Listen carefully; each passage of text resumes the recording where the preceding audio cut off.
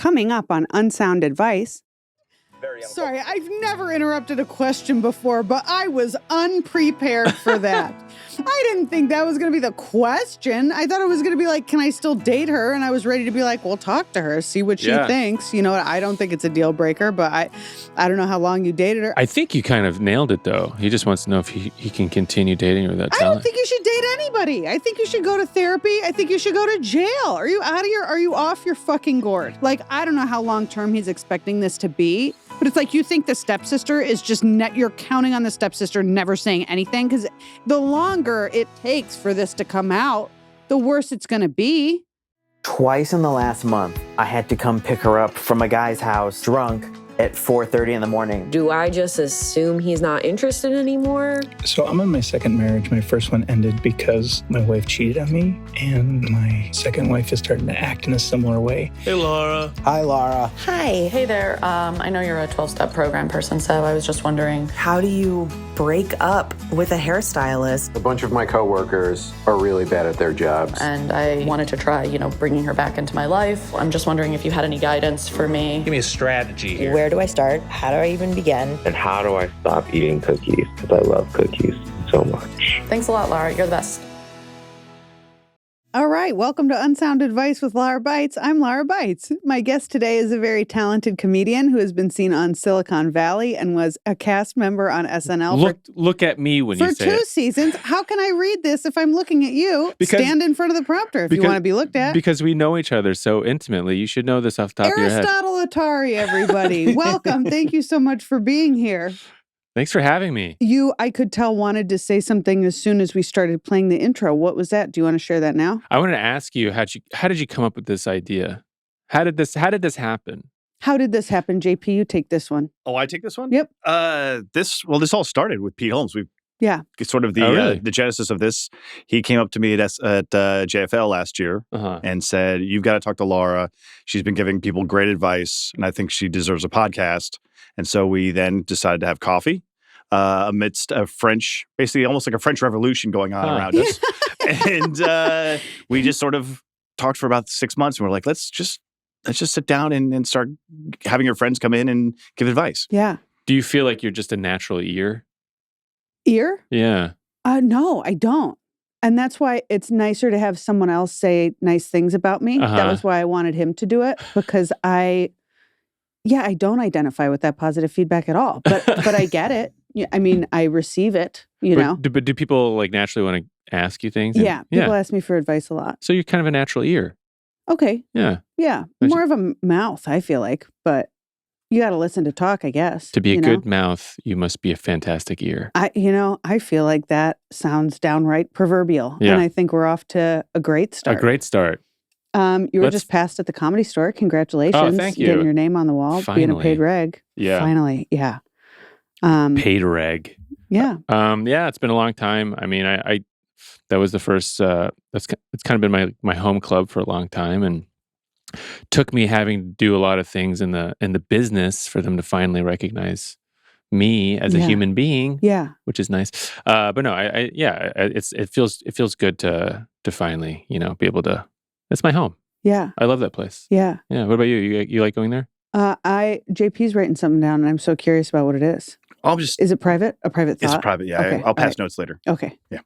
I feel like I've had 2. Would you like to share that with the classes? Already in the first 30 seconds of this episode. I'm like, I noticed you seemed like you had something to say. What was that? And JP, did you have something you wanted to I'm just doing a sketch. I'm drawing sketches. It's just a stick figure drawing of us. Oh my God. Can I tell you about the most messed up experience of my entire young adult life? Yes. Oh God, it's so embarrassing because I start telling these stories and then immediately now I see my part and I'm like, well, why did I do that? What did I think was going to happen? Oh God, this is so embarrassing that I don't even want to tell this story, but I started it. I answered an ad in the Shepherd Express, which is like a tiny newspaper in Milwaukee. And it was a guy who wanted like a model, but like to draw. You know what I mean? Okay. And I was like, okay, I'll meet with this guy in a public place and like feel out the vibe. I met with him and I asked for samples of his work. I asked for him to bring samples of his work. He brought in these drawings. We talked for like a little bit. He showed me these drawings and my stomach, I was sick because they were so bad that I was like, you're not an artist. Like I could have had a 5-year-old draw these before we got here. Like it was so bad that I was like, these are the first pictures you've ever drawn. And you made them for this. And he was hesitant to like bring samples.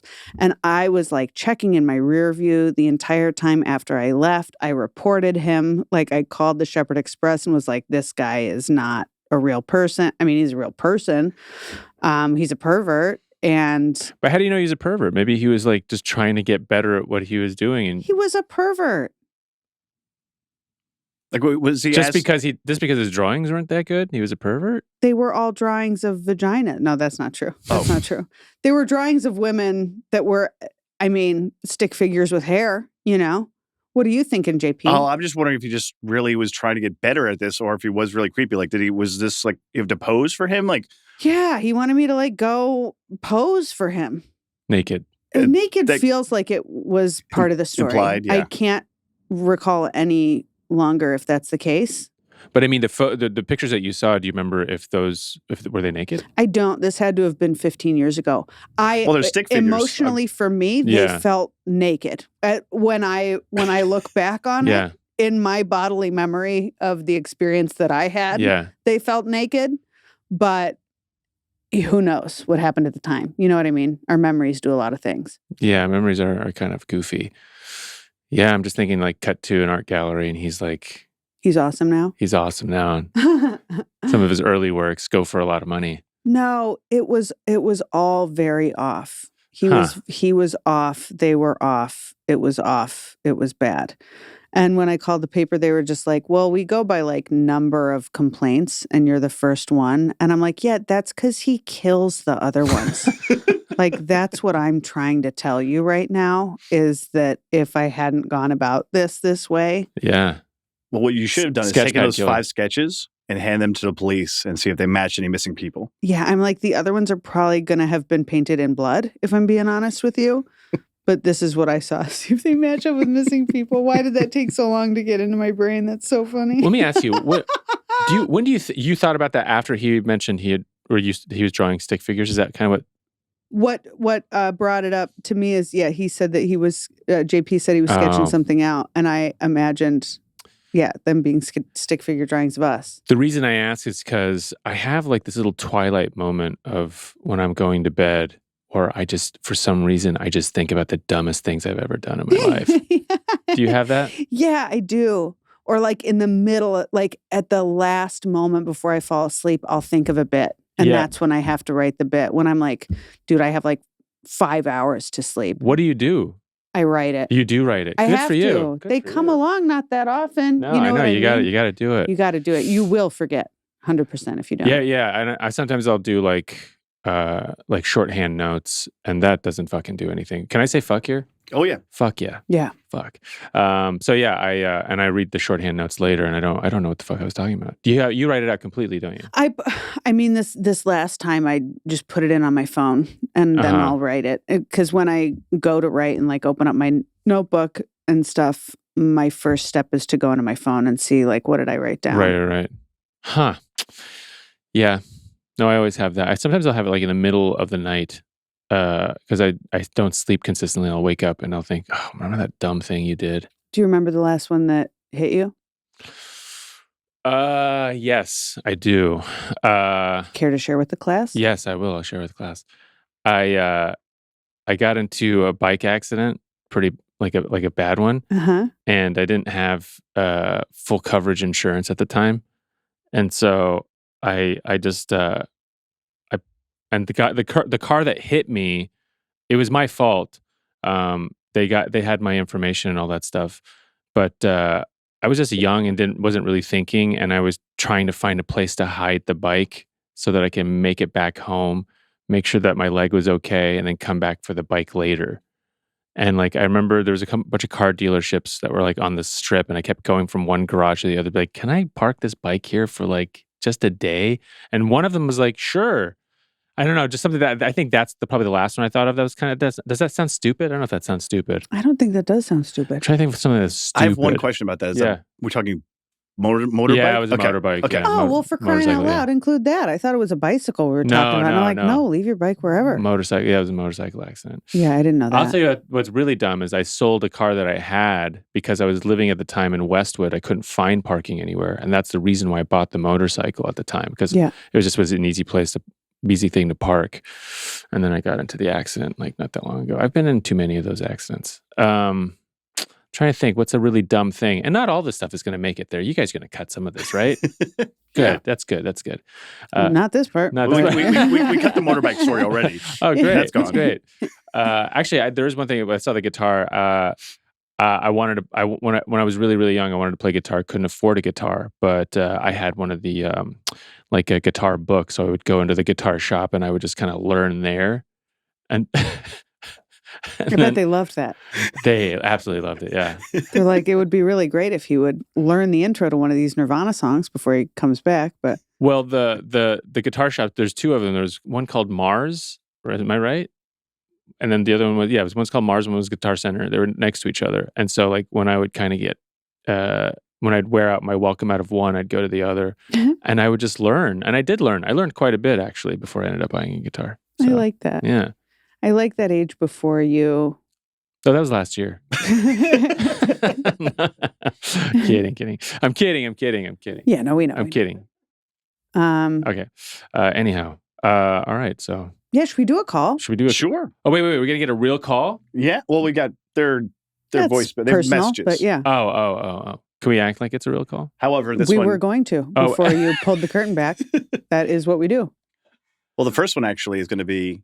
We have an email. Show him. I'm not going to show him. Okay, No, sorry. but this did I yell? Inappropriate. That's right. That's not how we behave. Yeah, it's this melatonin. It's messing me all up. Are you taking melatonin at night? Not for any more. Not anymore. It makes you drowsy. Yeah, I was having these headaches, and my doctor gave me a list of supplements, and one of them was melatonin, 3 milligrams, and the sheet said to work my way up to 12 slowly, like take 3 for 5 days, then up it by 3, so on and so forth. I was taking 3 milligrams. I feel like a zombie. Like I have been wrecked. I've been like taking naps and stuff, which is not. And you're drinking some espresso? Now I am. Yeah. Now I am. And I didn't even take it last night. I'm done.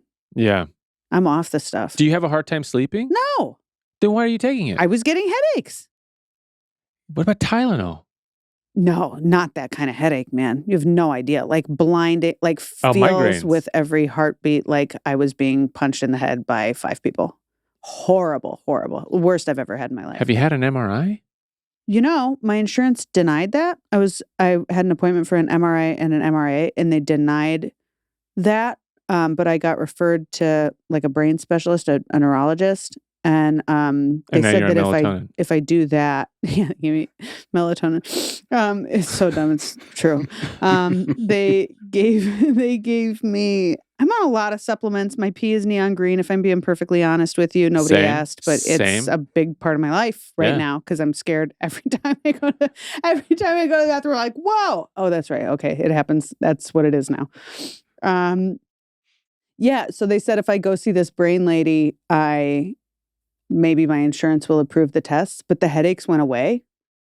So if it's an aneurysm, get it tested anyways. Get it tested. We'll see what happens. Get that diagnostic. It's $6.50 a pop. You know what I mean? I know it's my brain. I hear that as I'm saying this, but it's your precious brain. It feels fine now. Sure, but I don't want him to come back. It really hurt. But maybe these supplements will make it not come back. So these headaches, you have to look at them at kind of like a check engine light, right? Mm-hmm. Kind of gives you, especially one like that. And if you let it go away, it doesn't mean that the problem is gone. It just says, we're not doing diagnostics on that right now. Your body is saying that. Maybe it comes back later. Maybe next time it's, your radiator's busted. Get it checked. I'll get it checked. I'll make an appointment with the lady. I'll admit that I probably get everything checked maybe too much, but you should get it done. If you don't do it, if you haven't done it. Yeah, I mean, I did a Google search for other things it could be, and it wasn't pretty.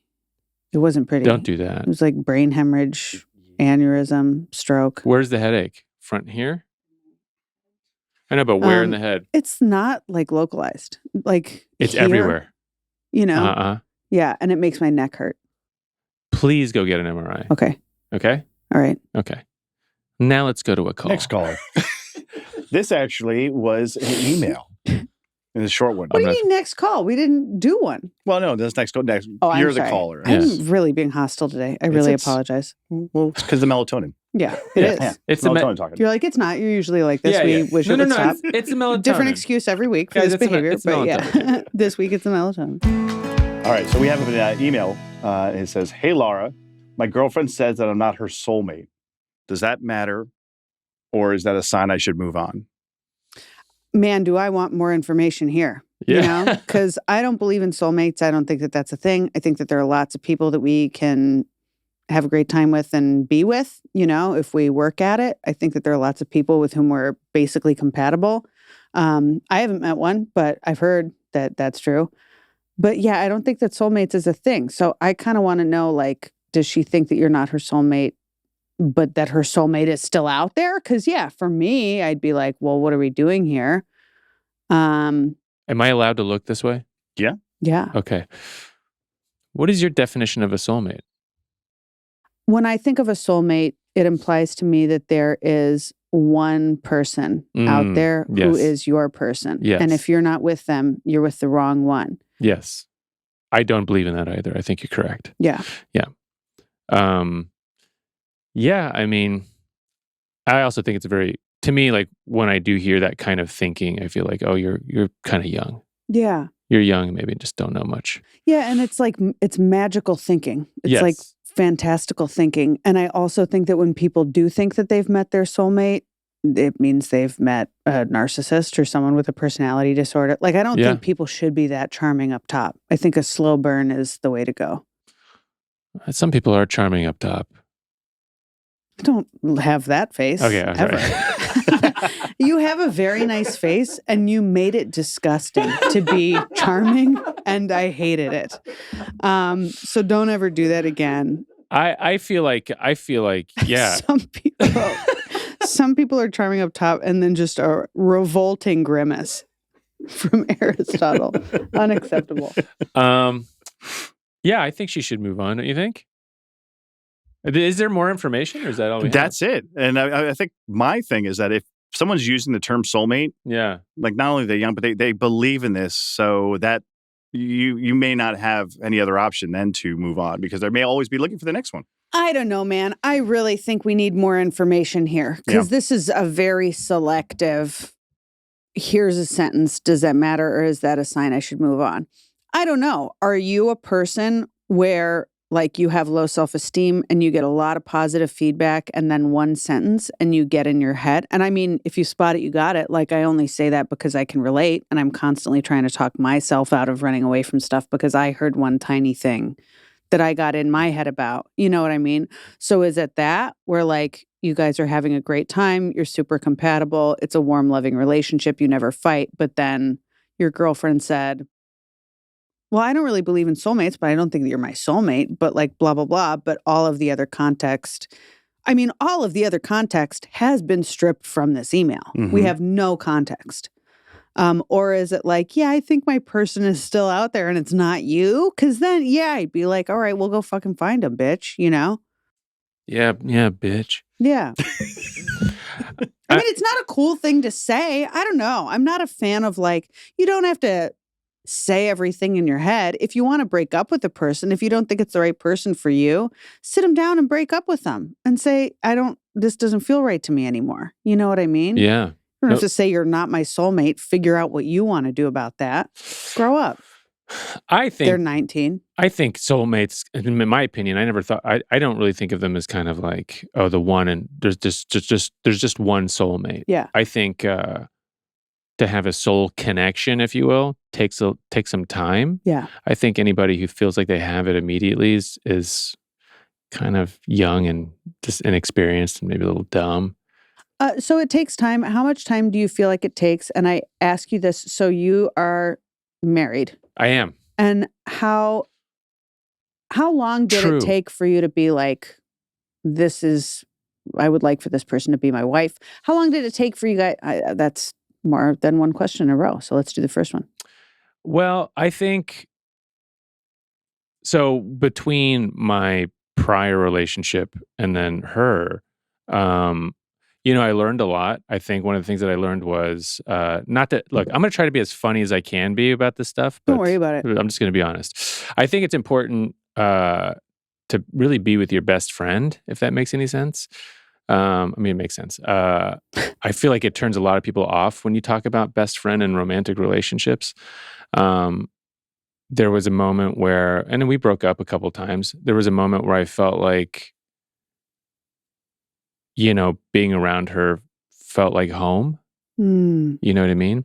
And that to me is that's really the definition of it all, because everything else is kind of fucking temporary, like the novelty of like, the sex and all that stuff, like that's all great, but eventually that's just not going to be always there. It's just not. Yeah. You're going to have to deal, somebody's hip is going to go out, somebody has to go through chemo, these things are not always going to be there and sexy and all that stuff. It's like, do you want to be around this person and just exist with them?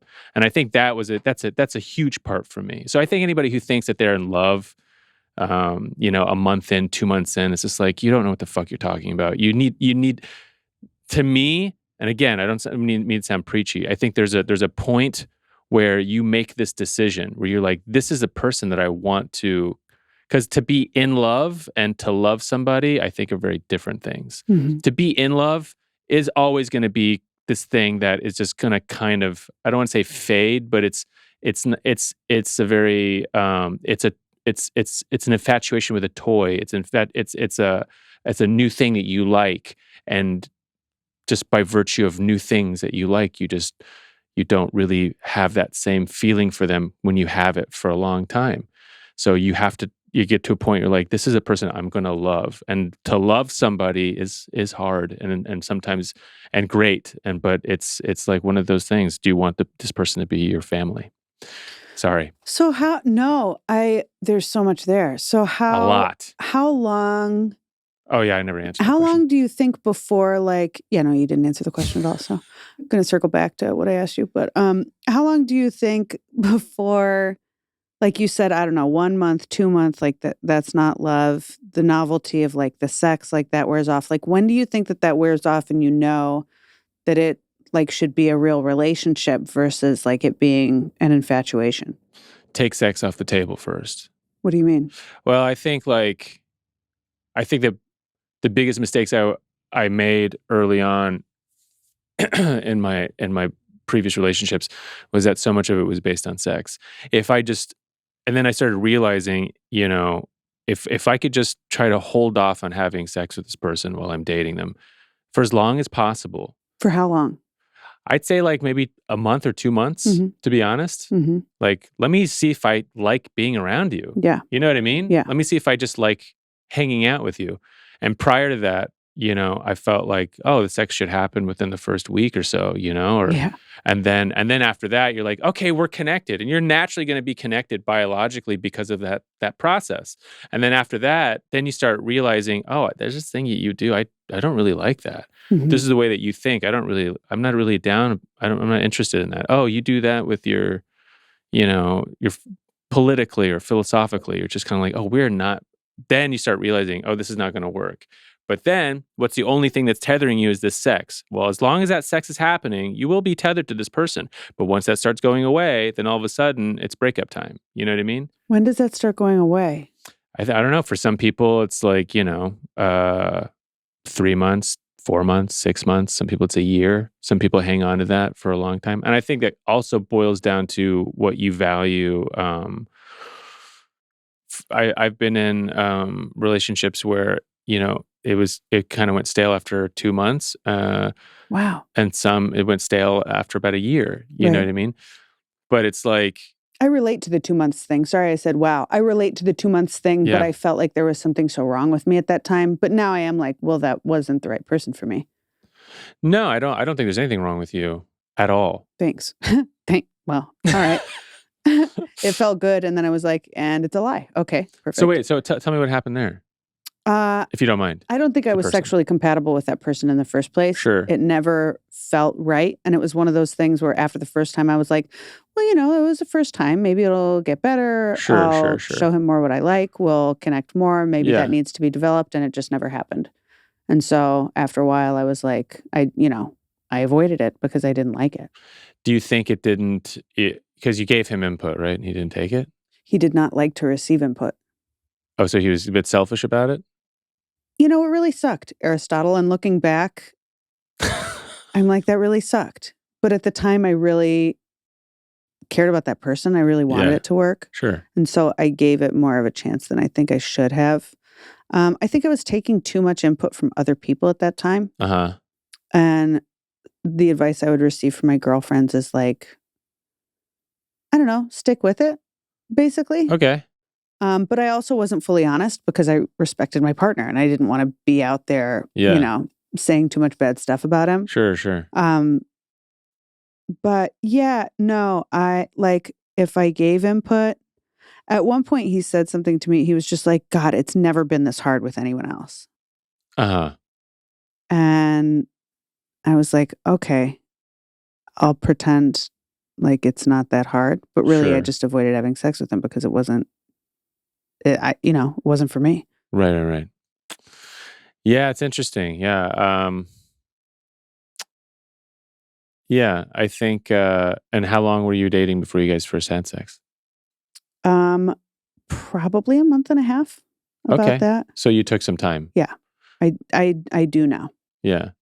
So I think that's, that's just one of those, learning moments. Yeah. And you kind of, try again and take that input and, apply it to the next one.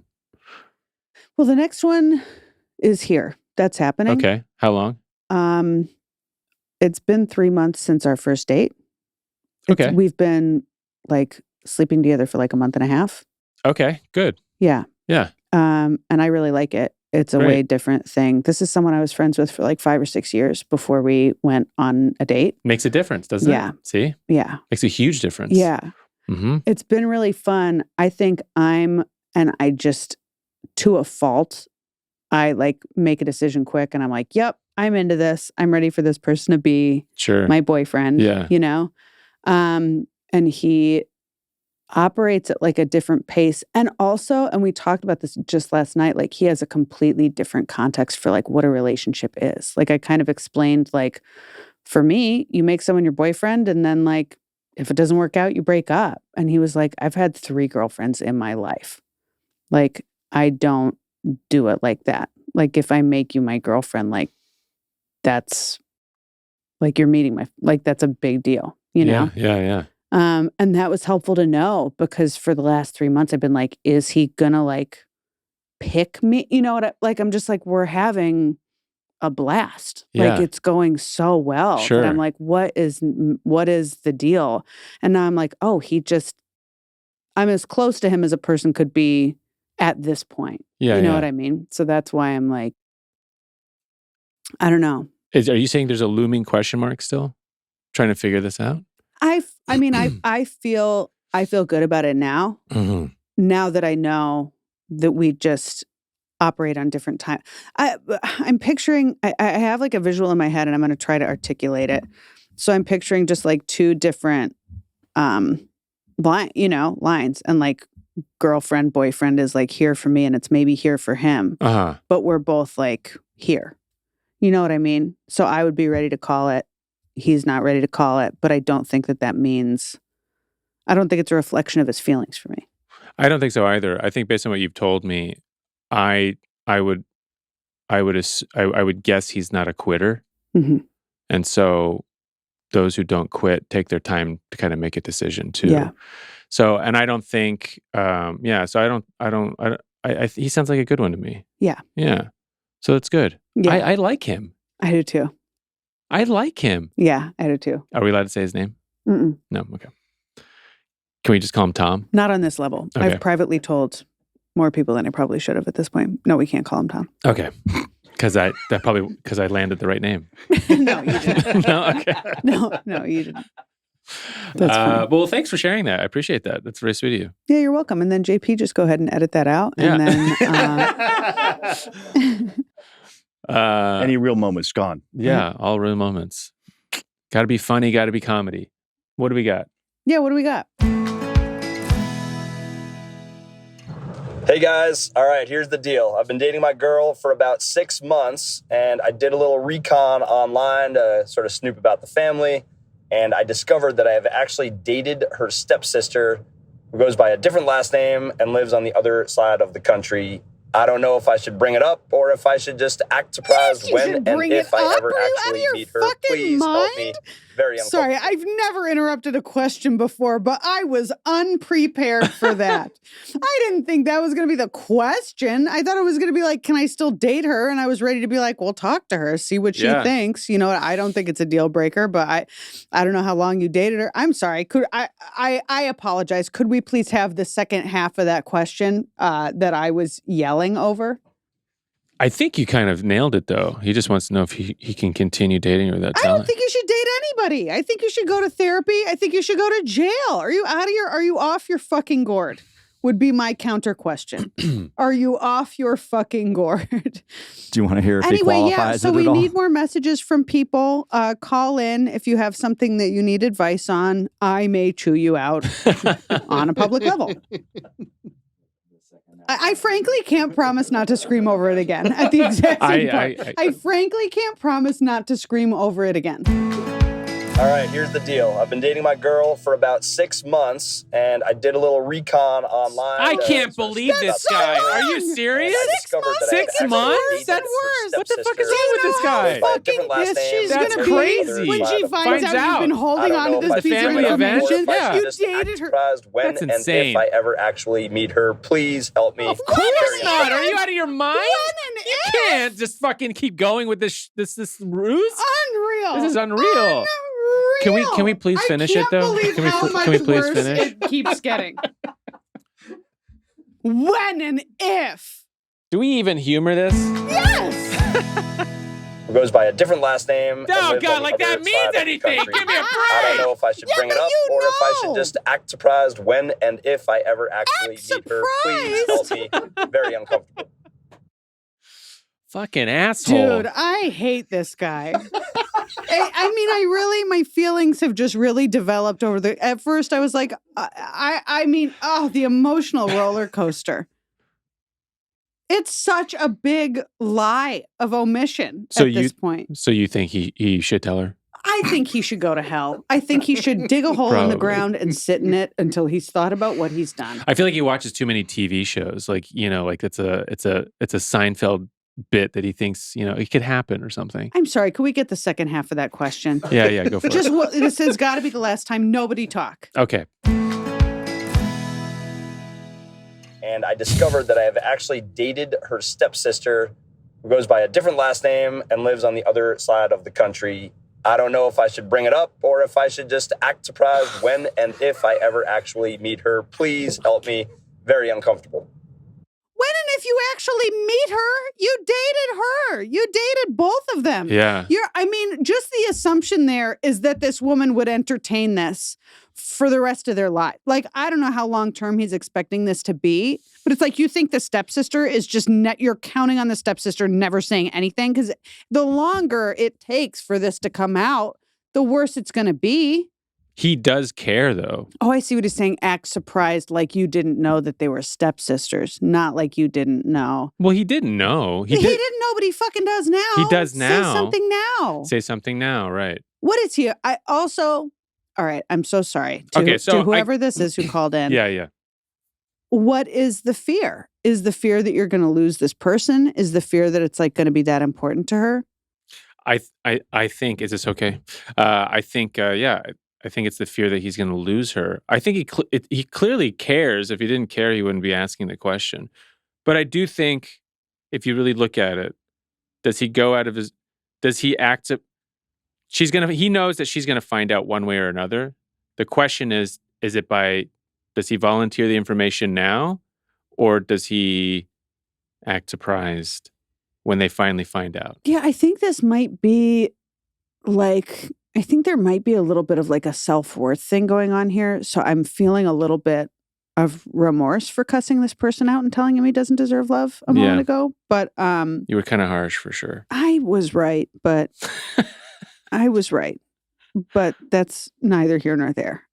So we're not going to beat me up too hard. I can pause for a moment on my thing, but no, I was right. But I think it might be a little bit of a self-worth thing because when I withhold information from partners and I'm guilty which you do of it a too, lot. I frankly do a lot. I don't want them to know what's wrong with me. And it's because I'm like, if I can just have more time with you and get you hooked and get you really invested and then you find out. I feel like you and this guy have a lot in common. I haven't fucked my boyfriend's stepsister. But there's information that you've kept from your... Yeah. Because you're afraid. Yes. So you can relate. But I don't know at this point, like, how much do I have to have told you at 3 months? So is that how long they've been together? Just 3 months? Or a month and a half. They've been together for 6 months. 6 months. Oh, 6 months. That's what I'm saying. I'm like, yeah, I got some stuff in my pockets, but I assume he does too. In his defense, he did. This is not premeditated. This sounds like it just happened that he discovered this. For sure. So now that he knows, if he offers this up, I think that absolves him of any sort of nefarious, subversive sort of... Totally. But he does need to tell her immediately. I want to know when he found out. Was it just now or did he find out? It seems like it was recent. Yeah, you have to tell her. You got to tell her. You got to tell her. Like, oof, but today. what if he's like, what if he really loves her? But then you got to tell her. Yeah. And if you don't really love her, tell her. I'm saying, but what I'm saying, like, what if he loses her because of it? I know it's going to suck. Then he was good. Then he was going to lose her. Anyways, 100%. And You're right. It's a dumb thing to lose someone over. Yeah, it is. You know what I mean? Because you didn't know. Neither one of you knew. No, yeah. The stepsister can go to the stepsister and be like, "Hey, is it that big of a deal?" But also, I'm just like, and he couldn't have dated the stepsister for that long. The other thing, like, too... they couldn't have been that serious. It's not like they dated for years and she just never mentioned that she had a stepsister. You know what I mean? Well, the other thing, too, it's not like they're distant cousins. Like, this is a stepsister. Like, well, but a distant cousin could be closer than a stepsister. We don't know how long their parents have been married for. Were they raised together? Yeah, you got to tell her. Did they become stepsisters as adults? You got to tell her, man. What's his name? What? Can we get a first and last name Tom. here? No, I'm kidding. It's Tom? It's Tom. Yeah. Oh, Everyone on the show is just going to be Tom today. Tom. Yeah. Tom, you got to tell her, Tom. You got to tell her. Tom, I'd like to apologize for my behavior. What has happened today is my doctor had me take 3 milligrams of melatonin, and it's really changed who I am. I hope I change back. I liked pre-melatonin Lara better. I think everybody did. Wait, so you took 3 milligrams now recently just for the headache? No, a couple days ago.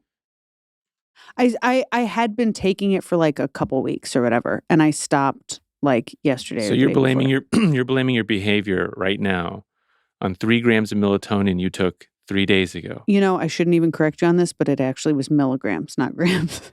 Sorry, milligrams. So I believe that's what, 1,000th of a gram. Yeah. Yeah. Yeah. I think you need to take a little more responsibility for your actions. I screamed at you. I know. I've screamed at people today. It's okay. We'll move past it. Have I been screaming? Have I been yelling? I wouldn't at call people? it screaming. It was passionate. Well, I don't know. I'm like, what is... I would call it, invested. Let's do a little corner called, what is my problem? Am I being hypersensitive to volume? Like, do I sound louder to myself than I am? Or have I yelled at 3 people today? You are mic'd and you can hear yourself. Yeah, so, yeah. I mean, I hear it. Yeah. Do you? It seems like everyone in the room would agree that I've your levels shouted at are louder. Yeah. Like noticeably louder. It's been intense. Really? My actual volume levels? Yeah, like It's mathematically. So funny 'cause I just looked over at your screen and there are some high highs over there. So empirically, yes, you've been louder. Okay. Yes. Thank you. Wow, I am looking at the data that back that up. Well, it's like I'm sitting in front of an actual physical graph. If you look at the graph here, Laura, you're pissed. He takes his headphones off and there's just a little trickle of blood that comes down his cheek. I'm like, oh, okay. Well, I am pissed. Okay. This is unsound advice. I am unsound today. All right. What's the next one? Do you think you could take one more? Yeah, hell yeah, I can All take right, one this more. one is- this I one don't is know an if we'll email. have listeners after this, but How many calls do you go through in an episode? 3 or 4 depends on how good the conversation is. We've been having some good conversation in between calls. If it's Eric Griffin, it's 0. Right. Yeah. Everyone else. Eric Griffin just told me how to live my life for about an hour. It was fun. He tells me how to live my life. I got too. a lot out of it. He was wrong. I talked to the guy, and Eric was mistaken on what he repeated for an hour, but he couldn't have known. You know what I mean? He didn't know, but I was right. That's all that matters. That's all that matters. I think that's a new title for the show. Laura's right. But I'm not always right. That's why it's unsound advice. True.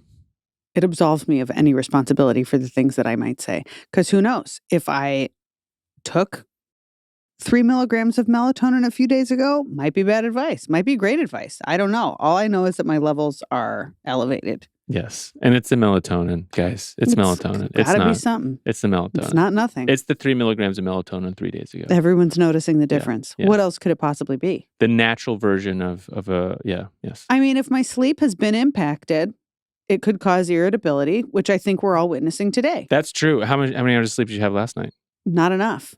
Yeah. I feel very groggy. What is it not enough to you?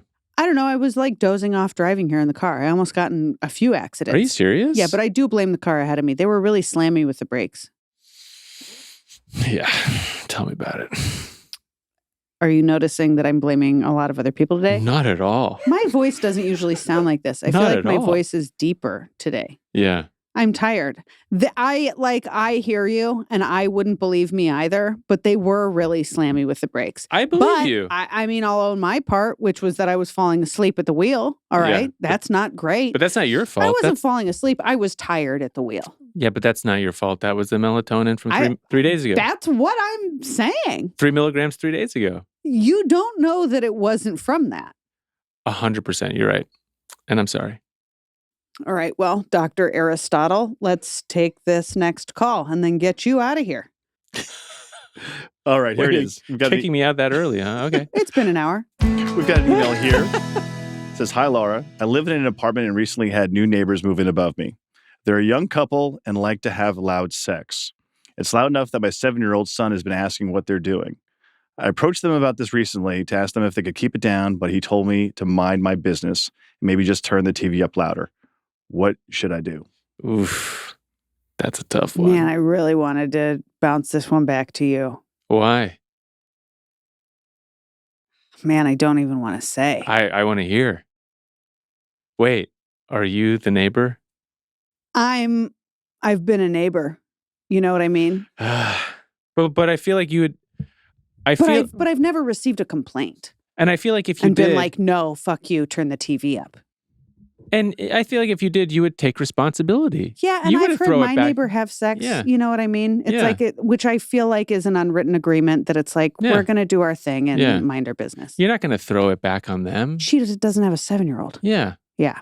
It's not like that. You wouldn't blame something like melatonin happened 3 days ago. So I don't know. What do you think this person should do? Do you think the landlord should be involved? Do you think that she should turn the TV up? Do you think? I don't know. I think the landlord for sure. I mean, if the 7-year-old, yeah. I mean, if they don't have enough, I don't know what the right word is, but decency, I guess, to just be like, you know, consideration. Yeah. I mean, loud sex can be really loud. It can be screaming. It can be confusing.